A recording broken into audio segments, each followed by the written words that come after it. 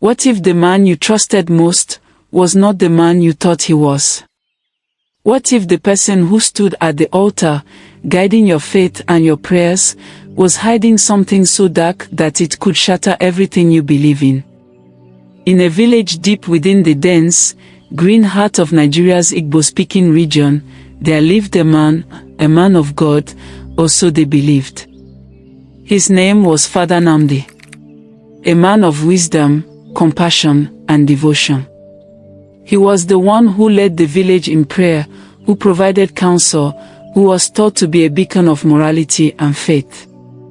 But behind that white cassock, behind those wise eyes, there were things no one could ever have guessed.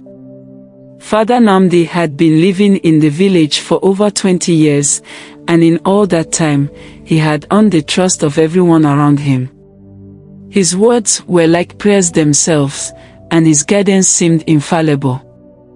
But, as the people of the village would soon discover, there was a secret buried so deeply that no one could even fathom what lay beneath. What happens when you discover that the man who has been leading your life for years is hiding something from you? What if his past, a past that he has carefully erased, was far darker than anyone could have ever imagined? The truth, buried for so long, was ready to emerge. But what would happen to the village, to the people who had trusted him with their deepest fears and prayers? And what if this secret wasn't just a story about a man, but about something far older, something woven into the very fabric of the land itself? What if his actions had stirred something far darker than anyone could ever have predicted? A secret from the past, from the very core of the land, that had been waiting for its moment to return with vengeance. The question you're left with is this: how much do you really know about the people who guide you? And when the truth finally emerges, will it change everything you thought you knew about the world you live in? The village of Umuokoro lies in the thick shadows of the ancient rainforest of southeastern Nigeria. It is a place where time seems to slow, and the rhythm of life is dictated by the songs of birds, the whisper of trees, and the steady hum of the earth itself. The people here are deeply connected to the land, to their ancestors, and to their faith. Here, in this seemingly peaceful village, Father Nnamdi became the spiritual leader. His church was humble, made of weathered wood and cobblestone, and his sermons were delivered with the authority of a man who knew the secrets of both heaven and earth. His parishioners trusted him without question. But behind that trust lay a question that had yet to be asked: what was Father Nnamdi really hiding? Now, what happens when the truth about the Reverend Father, the man who stood as the pillar of the village's faith, is finally uncovered? What happens when the one person who is supposed to protect your soul becomes the one you fear the most? What happens when the past rises up to reveal a darkness you can never erase? Stay with me as we unravel this chilling tale. A tale that begins with a man of faith and leads us down a path of shadows, betrayal, and a secret that has been hidden for generations. This is a story that will leave you questioning everything you thought you knew about the Reverend Father and everything you believe about the village of Umuokoro. Keep watching, because what they found out about Father Nnamdi will leave everyone speechless. The village of Umuoma was a peaceful one, or so it seemed. Surrounded by dense forest where the trees whispered secrets older than the land itself, and by the rivers that cut through the earth like veins, Umuoma was a place where time slowed to the rhythm of nature. Life was simple here. It was a village built on the strength of community, on the steady hands of the farmers who walked the land, and the careful prayers of the elders who guided their people with the wisdom of generations. But for all its apparent tranquility, there was something in the air that felt heavy. As if the village, despite its outward peace, was sitting on the edge of a precipice, held back by only the thinnest thread of normalcy. In Umuoma, The days were filled with the hum of activity. Men worked the farms, women gathered water from the river, and the elders, often seated beneath the shade of towering mango trees, would speak of ancient myths. But there was always a lingering shadow, something unspoken that rested heavy on the villagers' hearts. The village's elders had their ways. Every evening, as the sun dipped behind the horizon, the firelight would flicker in the village square, where old women and men gathered, whispering the old stories to the young ones. The tales were passed down with such reverence, their words treated like sacred incantations. It was here that they spoke of the ideal spirits, beings that protected the village from the forces of darkness. To the people of Umuoma, the ideal were more than just stories, they were real, ancient guardians of the land. The ideal spirits were believed to come down from the hills that surrounded the village, their presence woven into the fabric of life itself. Their purpose was simple: to protect the land, to protect the people. But the ideal were not easily understood. They had their own rules, their own laws that even the bravest villagers dared not defy. They were benevolent, yes, but they were also unforgiving. They say that the ideal are the spirits of the land's ancestors, beings that lived before even the oldest of the old could remember. Some believed the ideal were once great kings or warriors, their spirits now forever bound to the earth and the skies, watching over the village. It was said that they could take on any form they desired, be it man, beast, or spirit, but they were always present, lurking in the places where the line between the living and the dead was thin. But it wasn't just the ideal who haunted the village. Far deeper into the thick forest, beyond where even the bravest villagers dared to tread, was the domain of the Oko, spirit of the forest. A being so ancient that it predated the creation of the village itself. It was said that the Oko had no form, no face, and no name. It existed only as a shadow, a breath on the wind. The Oko was a keeper of the forest's deepest secrets, and like the ideal, it had rules that no one dared break. To step too far into its territory was to invite its wrath, and no one who had ever crossed that line had come back to speak of it. Sometimes, on moonless nights, when the wind howled through the trees and the owls hooted in sorrow, the villagers would hear whispers from the forest. The Oko was said to call to them, testing their will, calling them to the edge of madness.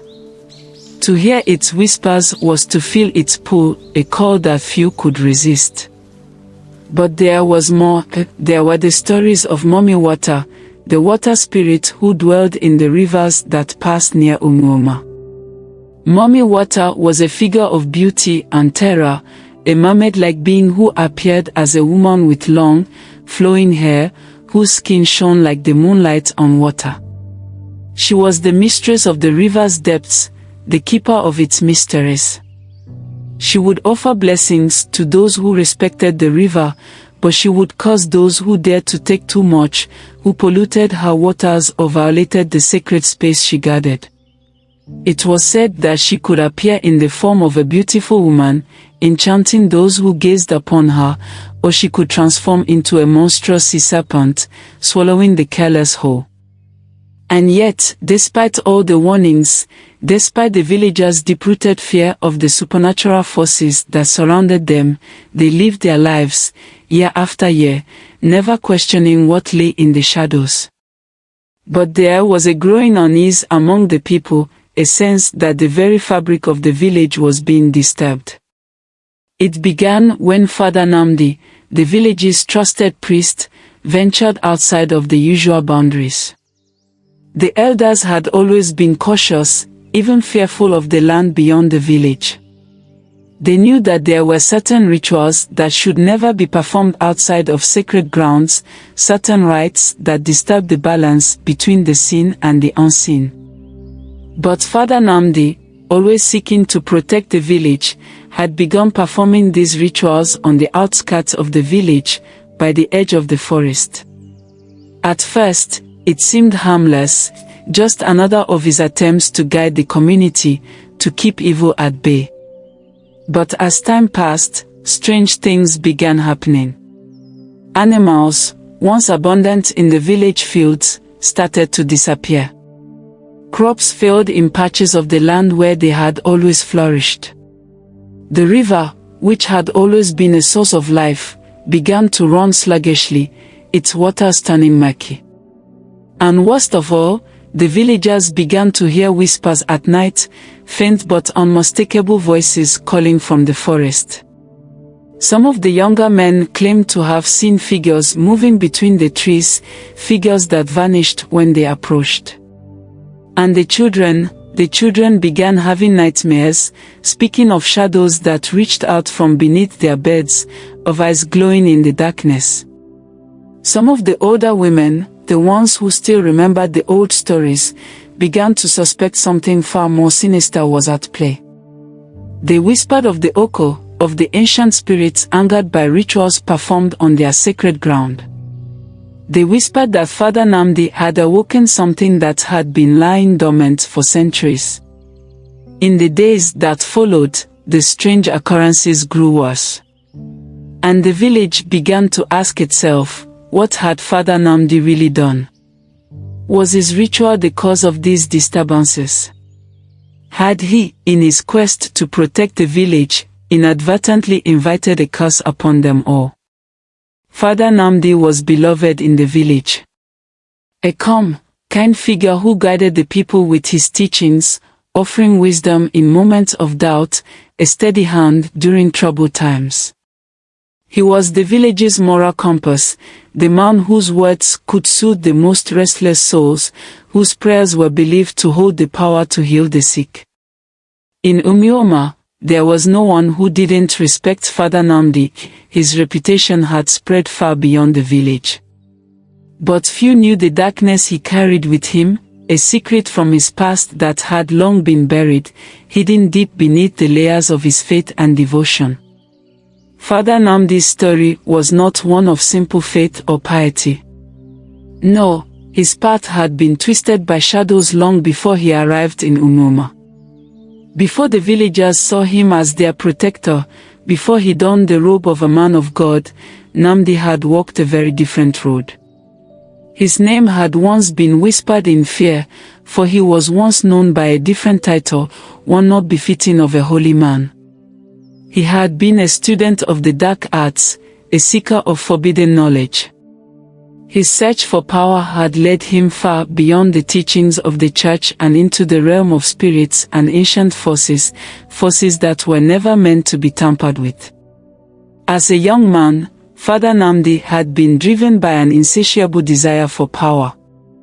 He had seen the way the world worked, how the powerful controlled the weak, how the rich got richer while the poor stayed hungry. He wanted more than just the respect of his village. He wanted control. He wanted to be untouchable. And so, he had sought out the elders who lived on the edges of the world, the ones who spoke to the spirits, who bargained with entities beyond human understanding. They had warned him, of course, that power always came with a price. But young and hungry, Nnamdi had ignored their warnings, and he made a pact with an ancient spirit. It was in the dead of night, beneath a blood-red moon, that Nnamdi stood in the heart of the forest, in the presence of an ancient being who had long been forgotten by most. The spirit he summoned was no ordinary one. This was the Ogoranya, a god of darkness and secrets, a being that had watched over the ancient kingdoms of the Igbo people, a spirit bound to the earth's deepest shadows.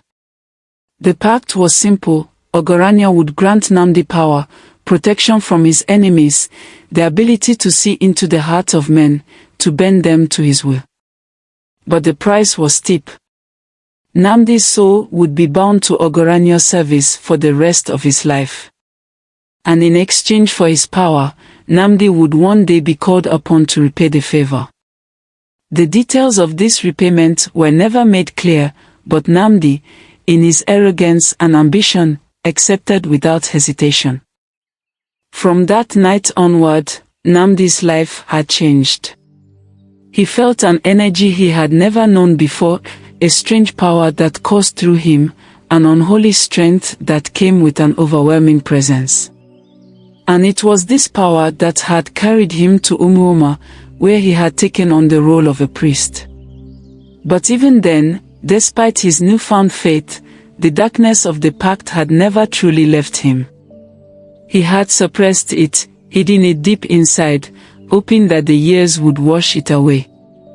But deep down, he knew that the spirit would come calling one day, demanding its price. And come it did. Despite his calm exterior, Father Nnamdi's life had not always been this peaceful. Years of holding the weight of his secret had slowly worn away at him, chiseling away at his once unshakable faith.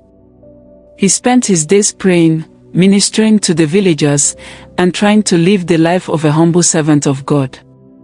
But at night, when the world was asleep, he would lie awake, feeling the pull of the pact. It was a sensation he had learned to live with over the years, an itch in the back of his mind that he couldn't scratch, a whisper that never quite faded.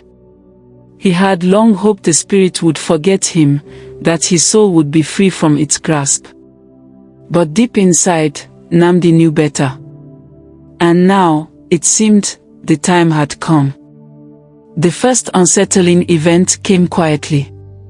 It was a cool evening when Father Nnamdi went to the river to pray, as he often did.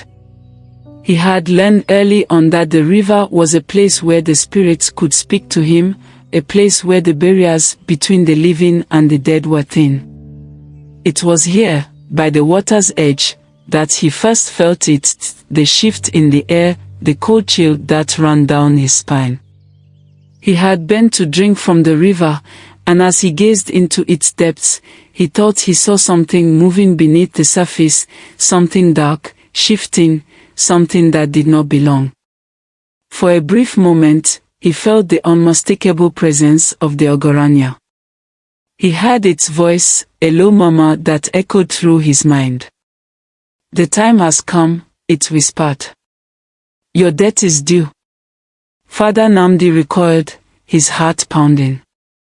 He looked around, but no one was there. He turned back to the river, but the strange shape was gone.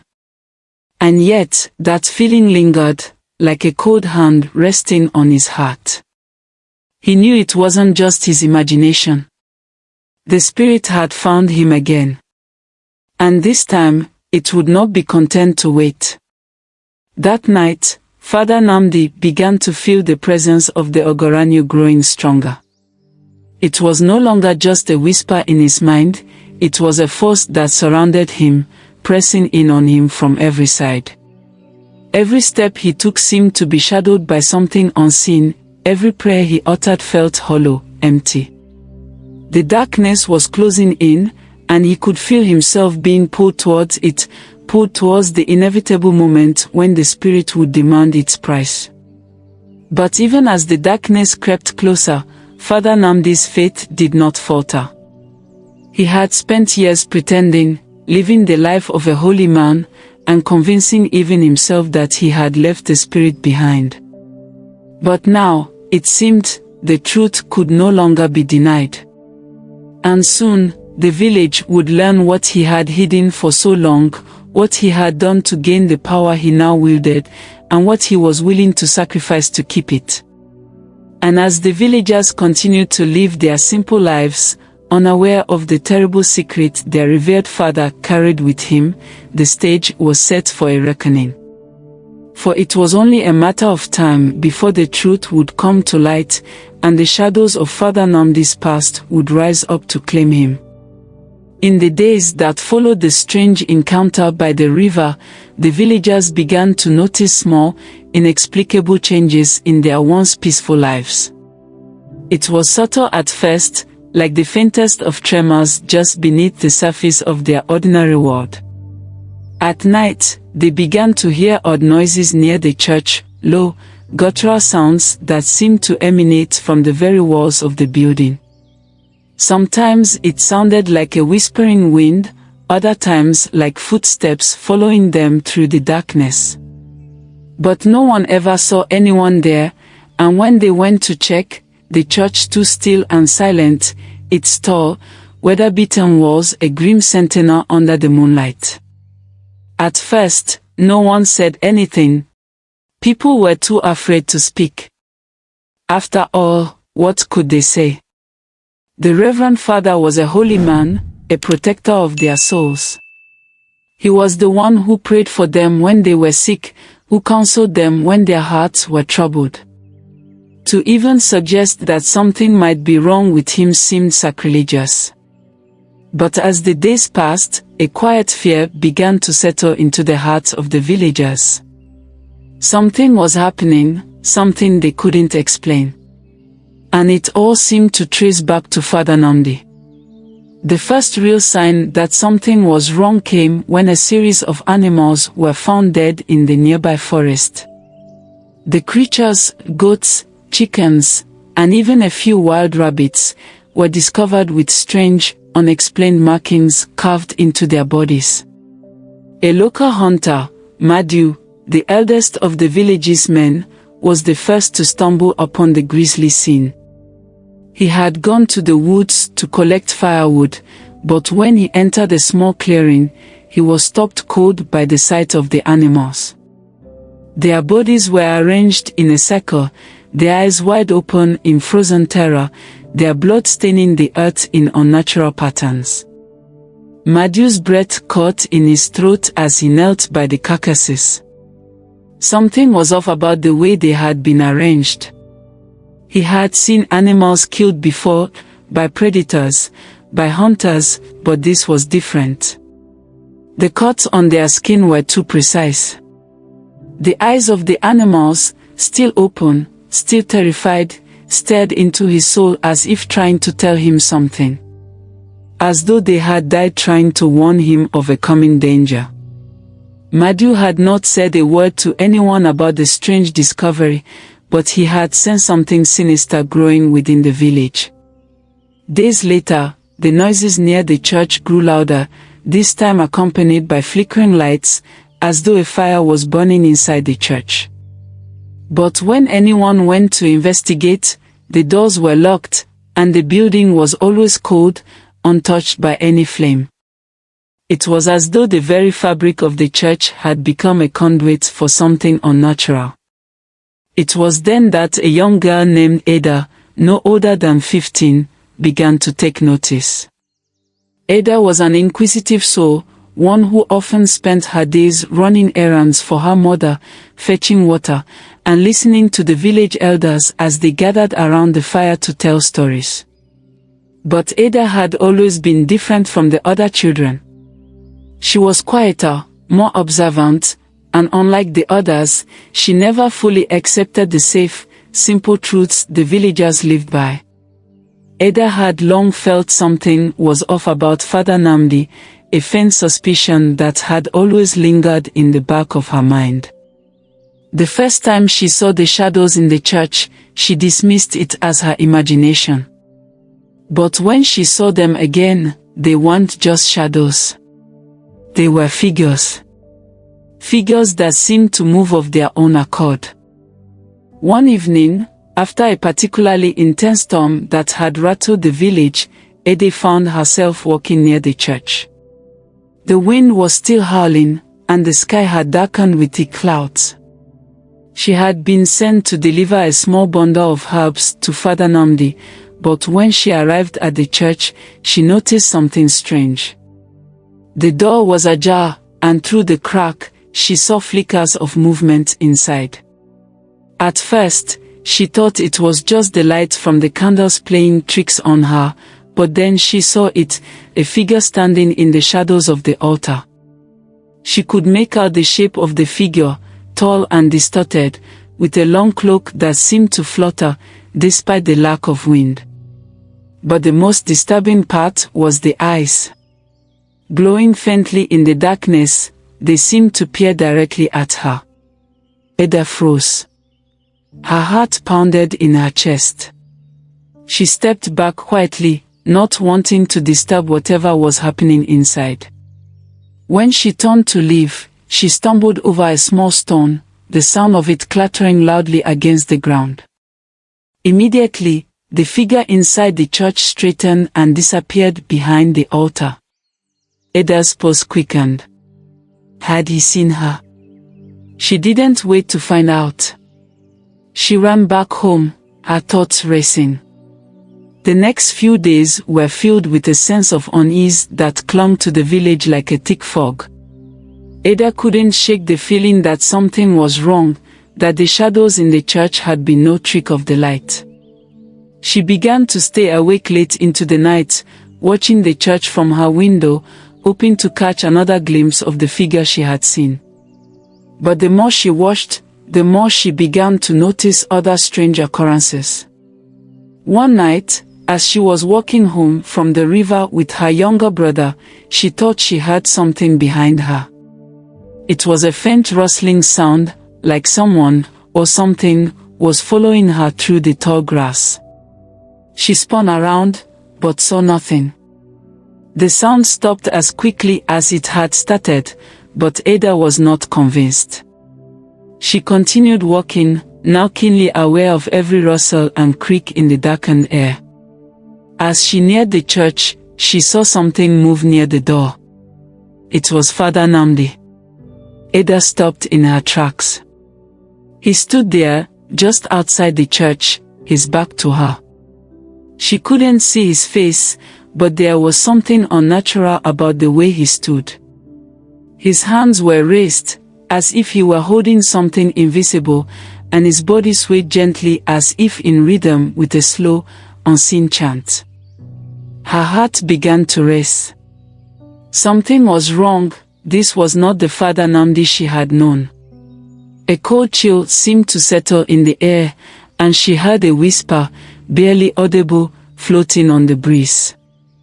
It was a voice, but it wasn't his. Ada. The voice was soft, as if calling to her, but it was not a voice she recognized. She knew it wasn't her name being called by Father Nnamdi. No, this voice came from deep within the darkness of the forest. It sounded like the forest itself was speaking to her, beckoning her closer. Frightened and confused, Ada ran from the church without a second thought, her breath ragged in her chest. She didn't know what was happening, but she felt it deep in her bones. The village was changing, the very land itself was shifting beneath her feet. And Father Nnamdi, he was at the heart of it. As Ada's suspicion of the father grew, so too did the tension in the village. People started to speak in hushed tones, glancing nervously at Father Nnamdi whenever he passed by. Some of the elders spoke of ancient prophecies, warnings from their ancestors about a man who would come to lead them but bring about their undoing. They spoke of spirits, of gods who would not tolerate a breach of their ancient laws. And though most dismissed these stories as old superstitions, Ada felt something stirring in the air, something that could not be ignored. The village is no longer just a place of simple, everyday life. It has become a battleground for forces beyond comprehension, and the shadows that were once whispers are now growing louder. Something is coming, something that will unravel the very fabric of the village, and at its center, Father Nnamdi must face the truth of his pact.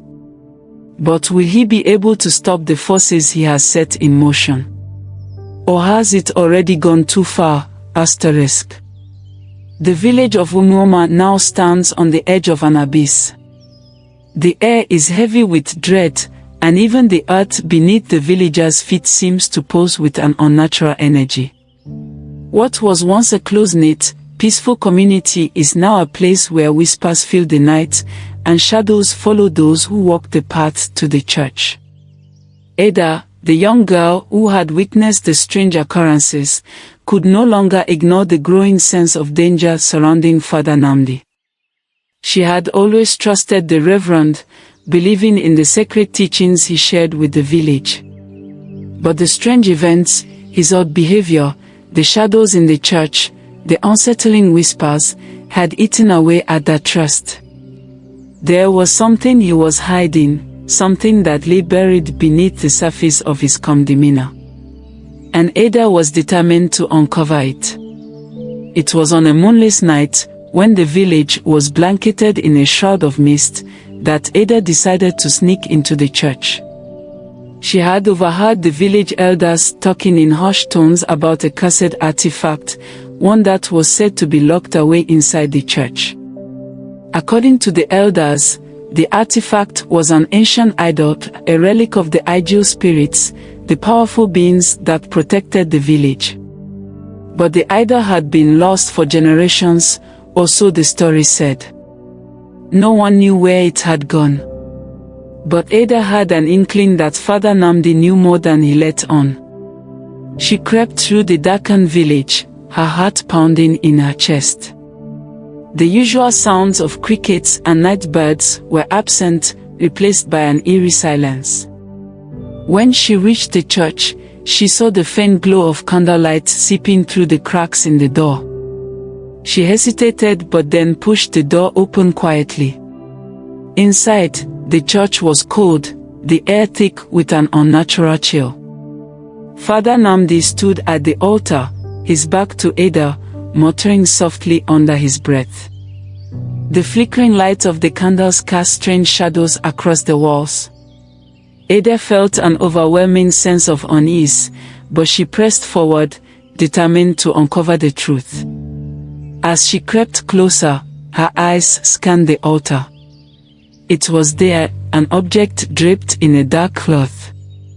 The cloth was old, its edges tattered and worn. Ada approached cautiously, her breath shallow.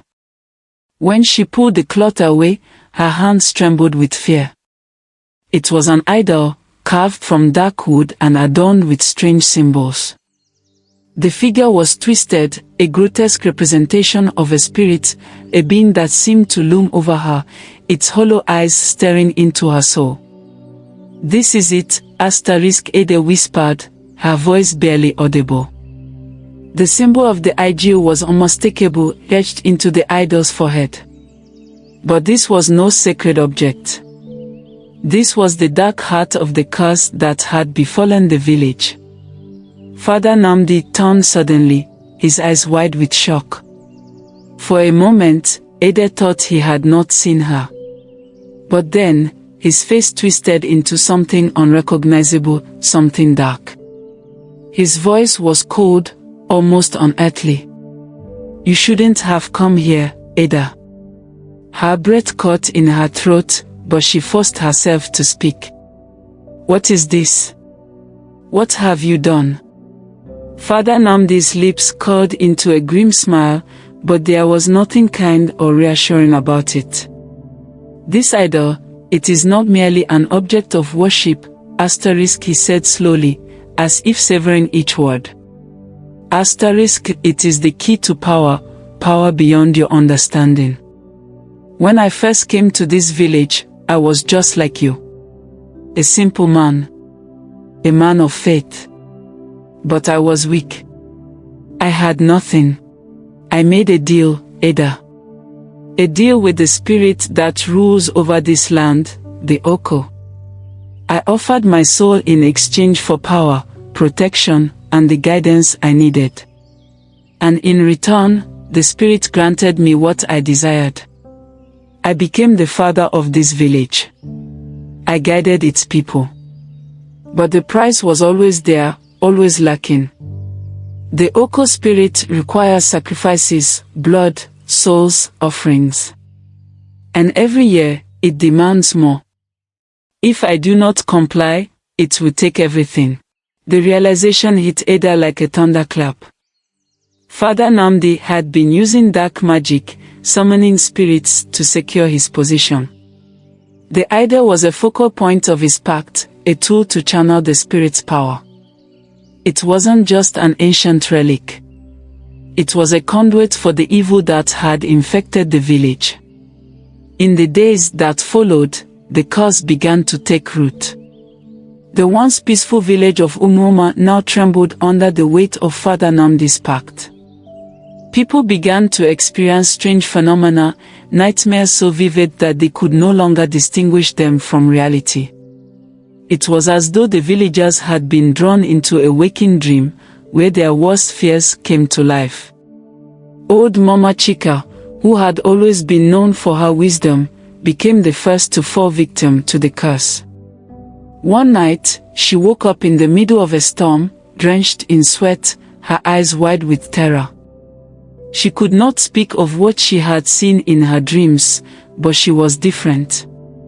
Her once sharp mind dulled, and she became a shell of the woman she had been. As the days passed, the curse grew stronger. People started to fall ill, and those who didn't die changed. They looked different, like something else was inside them. Their eyes, their skin, everything about them was altered. It was as though the very essence of their souls had been corrupted. Soon, the village was rife with sickness. Children were struck down with fevers that no medicine could cure, their bodies writhing in pain, their voices reduced to silent cries. The elders spoke in fearful tones of the Oko spirit and the Momi water, two ancient forces that had been angered by the breaking of the sacred laws. But no one seemed to know how to stop it. As the village descended further into madness, Ede found herself unable to ignore the truth any longer. Father Nnamdi was at the center of it all. But what was driving him? Was it the power he had gained from the Oko spirit, or was there something deeper at play, something even more dangerous? Ede began to question everything she had believed in. Was Father Nnamdi a victim, or had he become the true villain? One evening, Ede sat alone by the fire, thinking about what she had uncovered. Her mind raced. She had always known the stories about the Oko spirit, about the ancient pacts that had been made in the old days, but never had she imagined that they could be real. The village elders had warned them about the dangers of meddling with spirits, but no one had believed them. Eda's thoughts were interrupted by the sound of footsteps in the dark. She looked up to see Madu, the village hunter, approaching. His face was grim, and his eyes were filled with a mixture of fear and resolve. Eda, he said softly, it's getting worse. The people are changing, and I fear they are beyond saving. Father Nnamdi, he is not the man he once was. The Oko spirit has taken him, and now the village is being consumed by it. Ede nodded, feeling a cold shiver run down her spine. She knew what had to be done. The idol had to be destroyed. The Oko spirit had to be driven out before it claimed everyone. But how? Father Nnamdi had become too powerful. The spirit was no longer just an ancient force of nature, it was a living, breathing entity that was slowly consuming the village, one soul at a time. Eda could feel the weight of the task ahead of her. We must go to the forest, Madu said, his voice filled with a quiet urgency. There, in the heart of the woods, lies the only thing that can stop him. The ancient tree. It is said that only its roots can break the pact that has been made. Eda stood up, determination burning in her chest. The time had come. The village's fate was in her hands. The winds that swept through Umuoma had changed. What had once been a village where the air was filled with the smell of ripe fruit and the sound of children playing now smelled of damp earth and decay. It was as if the very soul of the land had been tainted. Eda could no longer sleep peacefully. Her mind was a jumble of images and sounds from the night before, shadows shifting, whispers in the trees, and the eerie chanting of Father Nnamdi's voice that echoed through the church, growing louder and more fervent as the days passed. The village elders, Those old women and men whose faces were etched with the wisdom of generations had long been warning the villagers about certain things. But their warnings were cryptic, veiled in mystery, and most of the younger villagers had dismissed them as superstition. Yet, now, as the curse tightened its grip on the land, those warnings seemed more like prophecies. One night, Ada overheard a conversation between Mama Ijeoma, the oldest of the village women, and another elder, Chief Okafor, beneath the large baobab tree at the edge of the village. "We knew this day would come," Mama Ijeoma said, her voice trembling with the weight of unspoken history. "The balance was broken long ago. Our people were never meant to meddle with the spirits, but greed always blinds the eyes." Chief Okafor, his face grim, nodded solemnly. It was said that once the spirit had been summoned, it could not be contained, not by man, nor by God. The Oko spirit is a force of nature. It can devour everything in its path, leaving only ruin behind. Ada stood at a distance, her heart heavy with dread. She had heard the elders talk about the Oko spirit before, but never with such fear. It was as if the very mention of its name could summon the darkness itself. She listened, straining to catch every word. "But what can we do now?" Chief Okafor asked, looking around as if expecting the spirit to manifest in the shadows. "The young ones don't listen, and the ones who have the power to stop this, they are too afraid to act. The spirit has already claimed Father Nnamdi's soul. We can only hope that someone brave enough can break the curse. But even then, it may be too late." Mama Ijeoma's eyes welled up with tears as she whispered a line that Ada would never forget. "It was said that betrayal was written in the stars, a pact made in darkness, a soul sold for power, but not all bargains are kept." As Ada continued to gather clues, the truth of Father Nnamdi's past began to unravel. The more she dug, the more she realized that the Reverend had not always been the man he appeared to be. There were whispers in the village of a time when Father Nnamdi had been a different kind of priest, one who was known for his deep faith and unwavering commitment to the people of Unuoma. His sermons were filled with fire and passion, and his kindness seemed boundless. But those who had known him before spoke of a time when things had changed. One such person was Obinna, a man who had grown up alongside Father Nnamdi. They had been childhood friends, and it was Obinna who had seen the first signs of change in the Reverend. "He was always the righteous one," Obinna said one evening, speaking quietly with Ada by the village fire. "He wasn't just a priest, he was a man who believed in the power of good, in the light.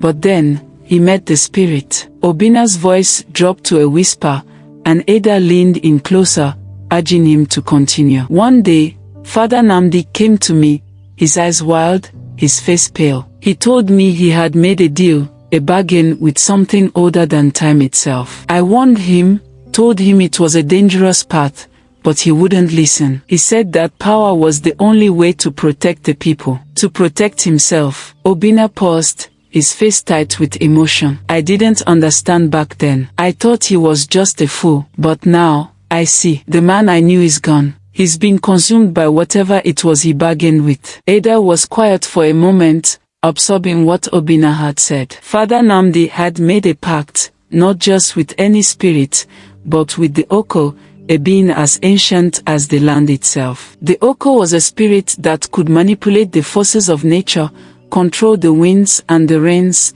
and even bring the dead back to life, but it came at a price. Father Nnamdi had sold his soul, but that was only the beginning. The Oko spirit would demand more. It always did. And once it had tasted the power of a human soul, it would not stop until it had devoured everything. The village was not just cursed, it was dying, slowly being consumed by the very pact Father Nnamdi had made. Ada's nights had become plagued with disturbing dreams. She would find herself standing at the edge of the village, staring out into the dark forest. The trees whispered in voices that sounded like a chorus of souls, their voices echoing in her mind. She could hear the Oko spirit's breath, hot and heavy, as it called to her. And always, in the distance, she saw the figure of Father Nnamdi, his eyes glowing with an unnatural light, beckoning her forward. But it was not just her dreams that were disturbed. The villagers began to experience strange occurrences. Animals, once healthy and strong, were found dead in the fields. Their bodies contorted in ways that defied nature. And every time a villager passed near the church, they felt a coldness in their bones, a chill that was not of this world. One evening, while walking through the village, Ada saw something that stopped her in her tracks. Carved into the tree at the edge of the forest was a symbol she recognized, a symbol of the Oko spirit, but twisted and distorted in a way that made her blood run cold. The lines of the symbol seemed to write, as if alive, pulsating with an ancient energy. Ada's heart raced. The symbols were everywhere, hidden in plain sight, in the church, on the walls of the village huts, even etched into the ground beneath her feet. They were a warning, a reminder that the bargain Father Nnamdi had struck had consequences beyond anything anyone could have imagined. And then, there was the prophecy. It was Mama Ijeoma who spoke it, as though she were reading from an ancient script only she could understand. When the trees stop whispering,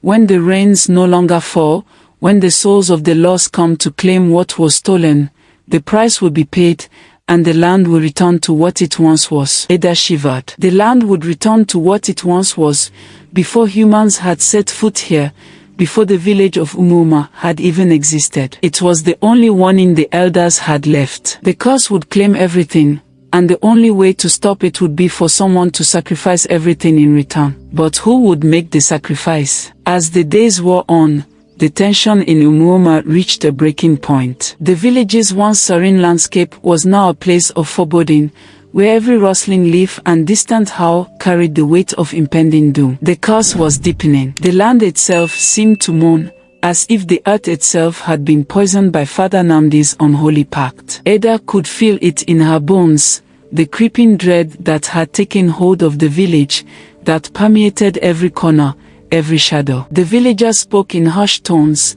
their eyes wide with fear, but no one dared voice the truth aloud. What they had suspected, what they had feared, was now undeniable. Father Nnamdi had summoned something dark, something far worse than they could have ever imagined. The revelation came in the dead of night, when the air was thick with the stench of decay and the stars seemed to hide behind a veil of clouds. Ada had been following Father Nnamdi for days, piecing together the strange occurrences, the unspoken rituals, the whispers of power that had surrounded him ever since he had arrived in Umuma. And finally, it led her to the truth. In the heart of the church, behind a wall of thick stone that no one dared approach, Eddie found the entrance to a hidden chamber. She had heard the elders speak of it, a secret place that had been sealed off long ago. As she stepped into the darkness of the chamber, her heart raced. The smell of incense and something far older than time itself hung heavy in the air. There, in the center of the room, stood an altar. But it was no ordinary altar. This one was made of bones, twisted and bound together, an intricate web of skulls and shattered limbs. In front of the altar was an idol carved from black stone, with eyes that seemed to glow in the dim light. The figure was grotesque, its face twisted in a silent scream, and Ada could feel its gaze following her every movement. She felt a cold shiver run down her spine as she approached the altar, but something drew her in. It was the symbol etched into the stone, the same symbol that had appeared on the trees, in the earth, and even on the walls of Father Nnamdi's church. It was the mark of Oko, the ancient spirit of the forest, the one who could bend the very forces of nature to his will. But this symbol was different. Its lines were corrupted, and a dark energy radiated from it. It was as if the symbol had been warped by time, twisted into something far more sinister. Suddenly, Ada heard the soft creak of a door behind her. Her heart leaped into her throat as she turned to find Father Nnamdi standing in the doorway, his eyes glowing with an unnatural light. His face was pale, and his expression was one of cold detachment, as if he no longer recognized the world around him. "You shouldn't have come here," he said softly, his voice no longer the gentle tone that had once comforted the village. There was something hollow in it, something that made Ada's blood run cold. "You don't understand what you've uncovered. You never will." Ada took a step back, her mind racing. The Reverend Father had known. He had known all along. And now, in the very place where the pact had been sealed, he stood as a mere shadow of the man he had once been. It was clear now that Father Nnamdi had not simply made a deal with the spirit, he had become the spirit. The truth was finally revealed, in a way that would haunt Ada for the rest of her days. Father Nnamdi hadn't just made a pact with Oko. He had sacrificed something or someone so that he could transcend the boundaries of mortality. He had traded his humanity for power, for protection, for something far darker. In the depths of the church, Ada saw the mark of a sacrifice. There, on the altar, was a small, blood-stained cloth, and beneath it, the faint outline of a human form. It was as if someone had been erased from time itself. They are so consumed by the ritual. A voice echoed in her mind, a whisper that seemed to come from the very walls of the church. To gain power, you must give a life, a soul for a soul. The earth demands balance. Ada's breath caught in her throat as the realization hit her with a force she could not comprehend. Father Nnamdi had not just summoned Oko for his own gain, he had sacrificed one of the villagers. Someone innocent. Someone whose death had bound the spirit to him forever. And now, that spirit, once a protector, once a force of nature, had become a curse. It had taken root in Father Nnamdi's soul, twisting it, warping him into something unrecognizable. I had no choice, Father Nnamdi whispered, his voice distant and broken. The people needed me. They needed guidance, protection, and he hesitated, his eyes hollow. I wanted more. I wanted to be more than just a man. I wanted to be a god. Ada recoiled, her stomach turning. She realized now that Father Nnamdi's soul was lost, forever trapped in the web of the spirit's will. And he wasn't the only one who would pay the price. Oko's influence had already begun to seep into the village, corrupting everything it touched. The animals, the trees, the air itself, all had been tainted by Father Nnamdi's pact. But there was something more, something worse. Father Nnamdi's voice dropped to a chilling whisper as he stepped closer to Ada. The power, it doesn't just end with me. Once the pact is made, the spirit owns everything. It owns the land, the people, even time itself. Ada felt the ground beneath her feet tremble. It was as if the earth itself had heard his words and was responding in kind. The trees outside groaned, their branches creaking in protest. The sky grew darker, and the wind began to howl, as if the very elements were being bent to the will of the spirit. Father Nnamdi had not only traded his soul. He had also invited Oko's wrath into the world. And now, nothing, not the villagers, not the land, not even the gods themselves, could stop what had already been set in motion. Ada could no longer deny it. Father Nnamdi had become something far worse than a man. He was the vessel for Oko, bound by the ancient pact to serve the spirit's dark will. And as the spirit's power grew, so did its hunger. The villagers were no longer safe. No one was safe. Ada's hands shook as she stepped back, realizing that the man she had once trusted was now a hollow shell, an unwilling servant to a force that sought nothing but destruction. It's too late, Father Nnamdi said, his voice chillingly calm. The spirit is here. It's everywhere. And soon, it will claim all of us. There's no escape. As the wind picked up, swirling around them like a tempest, Ada knew one thing for certain, the battle for Umuma had only just begun. And if she was to save her people, she would have to confront the very darkness that had consumed the man they had all once revered. The truth was clear now. Father Nnamdi had sacrificed not only a life, but his own humanity. And in doing so, he had unleashed a terror that would haunt the village for generations to come. The curse was no longer just a myth. It was real. And it was coming for them all. The night was thick with an unnatural stillness. The air was suffocating, pressing down on the village as if the very land itself was holding its breath. Ada stood at the edge of the churchyard, her heart pounding in her chest. Before her, the path to the church seemed to stretch on endlessly, as if time had slowed in the wake of Father Nnamdi's betrayal. The shadows of the trees loomed large, their twisted branches reaching for the sky, as though they were trying to claw their way into the world of the living. Father Nnamdi's figure had become a specter in the village.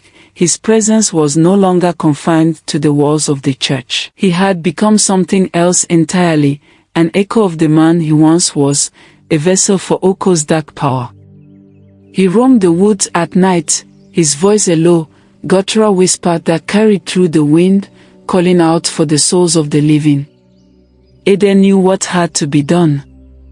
The spirit that had consumed Father Nnamdi could not be allowed to continue its reign of terror. She had gathered the last remnants of the elders' wisdom, deciphering the cryptic prophecies and half-forgotten rites they had shared. There was a way to break the pact, a way to sever the bond between Father Nnamdi and the spirit of Oko, but it required an offering, one that would cost more than Ada was willing to give. She stood before the church now, the wind howling around her, as if the very earth was protesting her decision. But she had no choice. The village was dying, and if she did not act, they would all be consumed by the curse. Inside the church, the air was thick with an otherworldly presence. The once sacred space had become a twisted mockery of itself. The altar, once a symbol of purity, was now a shrine to something far darker. The walls pulsed with an eerie light, casting long shadows that seemed to move on their own accord. Ada could feel the power of Oko, the spirit, growing stronger with each passing second. Father Nnamdi stood at the altar, his eyes glowing with an unnatural light, his expression blank, as if he were no longer truly present. It was as though his body had become a vessel, a puppet for the spirit that controlled him. His voice, once so kind, so comforting, now carried the deep, guttural tone of something ancient and evil. "You should have stayed away, Ada," Father Nnamdi's voice echoed, his words a distorted reflection of the man he once was. "There is no salvation for you. The spirit owns this place. It owns all of us." Ada's heart ached at the sight of him. The man she had known, the man who had guided her and the village, was gone. In his place stood something unrecognizable, something that had been consumed by the spirit of Oko. But she could not let her sorrow hold her back. She had come this far, and now, there was no turning back. Ada stepped forward, her hands trembling, but her resolve firm. She had prepared herself for this moment. The ritual to sever the pact was simple in theory but excruciating in practice. It involved an offering of blood, a sacrifice to Oko, and the binding of the spirit to a vessel that could not escape, not until the final price had been paid. Ada reached into her bag and pulled out a small dagger, its blade gleaming in the dim light. She hesitated for a moment, her thoughts racing, but she knew what had to be done. She pricked her finger, letting the blood fall onto the altar. As it touched the stone, the ground beneath her feet trembled, and she heard a low, guttural growl that sent chills down her spine. "You are too late," came Father Nnamdi's voice, filled with an unsettling calm. "The pact is already sealed. Nothing you do will change it." Ada raised the dagger and began chanting the words she had learned from the elders. The ancient language felt foreign on her tongue, but she spoke with the strength of someone who had nothing left to lose. The air around her seemed to crackle with energy as the ritual progressed. She felt the presence of Oko, its power pressing in on her from all sides, pushing against her will. The light in the church flickered, casting eerie shadows on the walls. Father Nnamdi's form began to twist and warp, as if the very essence of him was being torn apart by the spirit's influence. His body shook, his eyes rolling back into his head as Oko's power fought against Ada's ritual. For a moment, it seemed as though the ritual might succeed. The light in the church brightened, the shadows receding, and Ada felt a surge of hope. But then, a deafening roar split the air, a sound that seemed to come from the very bowels of the earth. The ground beneath her feet cracked open, and the altar trembled violently. Ada's heart raced as the church began to collapse, the walls buckling under the weight of the spirit's rage. She tried to hold on to the ritual, but the power of Oko was too strong. The spirit fought back, desperate to maintain its hold on Father Nnamdi and on the village. In one final, blinding flash of light, the air was filled with a deafening silence. The ground stopped shaking, the wind died down, and the shadows in the church receded into the corners. Ada fell to her knees, exhausted and trembling.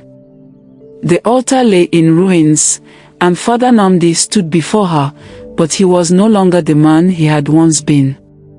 His form was twisted, his eyes empty, his body a mere shadow of the man who had once walked this earth.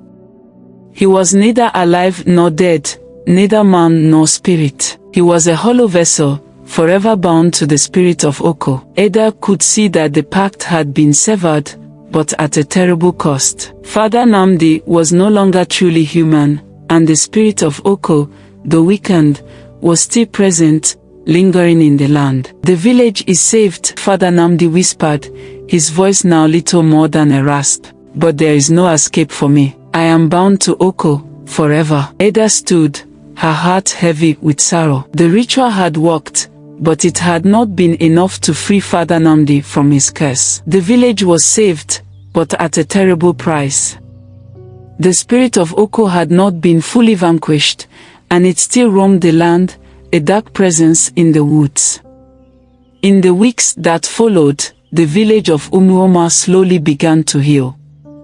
The curse that had plagued them was lifted, and the land began to recover. Crops grew again, and the sick began to recover. But the memory of what had happened would never fade. The villagers would never forget the darkness that had come upon them, nor the price that had been paid to rid them of it. Father Nnamdi was gone, but his spirit lingered in the woods at night. His body, broken and twisted, roamed the forest like a shadow, a reminder of the terrible price he had paid. And as for Ada, she had become the new guardian of the village, the one who would keep watch over the land, ensuring that the dark forces of the past never returned.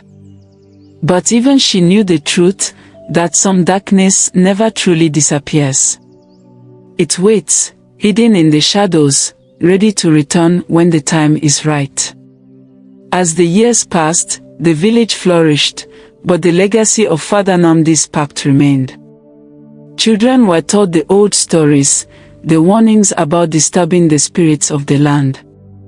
And at night, when the wind howled through the trees, the villagers could still hear the faint whisper of Father Nnamdi's voice, calling from the woods. "The spirit lives on," his voice seemed to say. "And I am its servant, forever." And so, the village of Umuoma was saved, but the shadow of the pact, the price of power, would never fully fade.